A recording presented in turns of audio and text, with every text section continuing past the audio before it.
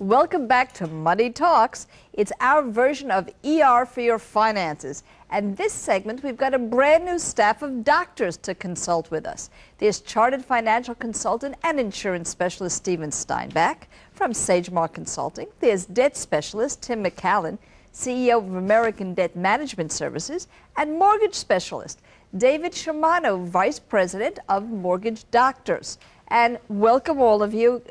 This just shows the public how many kinds of professionals are out there. Now, what I would like to do, I just want to start and ask you, you are in an area, the credit repair area, that probably affects every single American today, even though we wish that weren't true. What training do you have to get into this? What our company basically does is we work with consumers in putting together budgets and credit counseling. We do internal certification. There's actually no state tests that are given right now, although we are monitored by the New York State Banking Department. Yes. So we're internally monitored, and we have a stringent internal test within our company, and each company is set up on an individual basis. Now, you may have heard in our first segment how new financial planning is maybe 20 years old. How new is your field? Our field has actually been around since the early 60s. Since the early 60s, and that is credit repair, credit management, which of course brings me to the mortgage doctors. Now, you, of course, are a mortgage banker, but mortgage doctors work with people that may have this same kind of problems that go to see Tim. What's that all about? Well, what we do is we help people to tap the equity in their homes. Yes. So that people who can't qualify at an ordinary bank for reasons of income, for reasons of credit, or even based on just the amount of equity they want to take out of their home, we're able to help them to do that.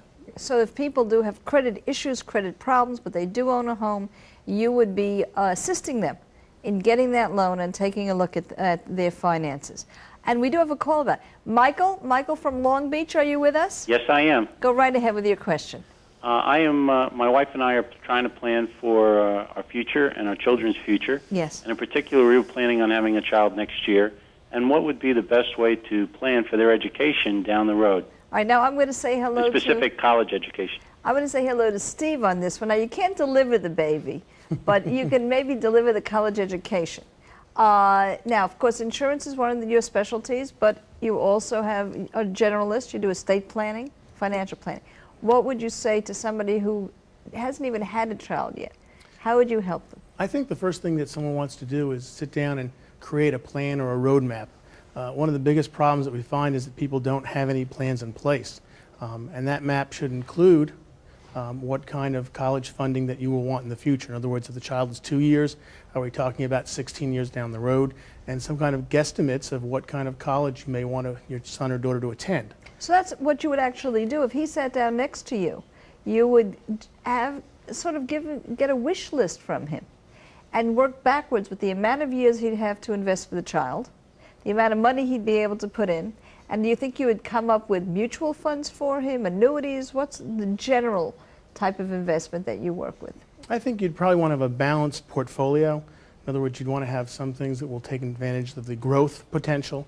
And you also want to have some security as well. In other words, you don't want to put all your eggs in one basket. But basically, this would be a growth-oriented portfolio. I want to ask you one other question because it's very related and it came in the email. What are some good rules of thumb for levels of life insurance? Ted asked us, for family members. How do you determine if whole life policies or term policies are what you want? And I think that this gentleman, this father-to-be, is also probably worried about insurance. Well, I think that any of the rules of thumb that you may have heard out there are probably not the best way to go. Really, a thorough analysis of your situation is what you want to do, because every family is very different and individual, and what may work for one family may be a disaster for another. In terms of the question of permanent versus term insurance, the overriding factor must be to make sure the family is protected. So okay, a term, if something if that's should happen. what you could afford. Right, exactly. Yeah, so, don't underinsure. Yeah. Absolutely. And the key important point is that you want to make sure you have the most amount of face value of insurance coverage that you need. And then you can worry about whether or not it has cash value. Absolutely. We're getting so many calls, we have to rush over and say hello to Steve from Massapequa. Steve, are you with us? Yes. Yes, go right ahead, Steve. Okay, I have about $24,000 in debt, and I was thinking about taking out a home equity loan on my home. Recently, they've been letting a lot of people off at the place where I'm working, so I'm in fear of losing my job. And I'm wondering if I should take out this home equity loan or should I continue paying the minimum monthly payments like I've been doing? Interesting, because I'm going to ask you both that question and see if I get the same answer. You heard the question. What do you say to Steve? Well, it's difficult to compare credit card interest with mortgage interest. Obviously, mortgage interest amortizes itself over time, and it's certainly better than just paying a minimum payment and letting credit cards sort of float around. That's correct. However, if you fear for the security, there's always the angle where you want to ask a financial advisor if it's wise to secure debt that is unsecured and put that against your house. Can we take out a home equity line of credit and just leave it unused so that he has it just in case he gets excessed and then you won't give him the loan? Yes, absolutely. So he could do that. Now, what do you say as somebody who's seen people get into home equity or credit issues? How would you counsel him? Well, we always recommend that you don't take secured debt and turn it into, or take unsecured debt and turn it into secured debt, like you had said. What I'd recommend, since his future is unstable and he's not sure exactly what is going to happen, I'd recommend that he puts himself into a budget, tries to cut back on some of his spending, and create a savings plan for himself. And then in the future, if he does need to exercise that home equity line, it would be a possibility, but again, it's on an individual basis because you're securing your debt at that time, and if you can't make your payments on your home at that time, what will then happen is your house will be foreclosed on. Well, so right now what you have is somebody who has to sit back and think what his real risk tolerance is. And that's really what our answer to you is, Steve. It's there for you. You can have it unfunded if you would like, if you're concerned about it, and have it handy. But you certainly do not want to overextend yourself because it's a place to get into some real trouble. We have another question here from Andy.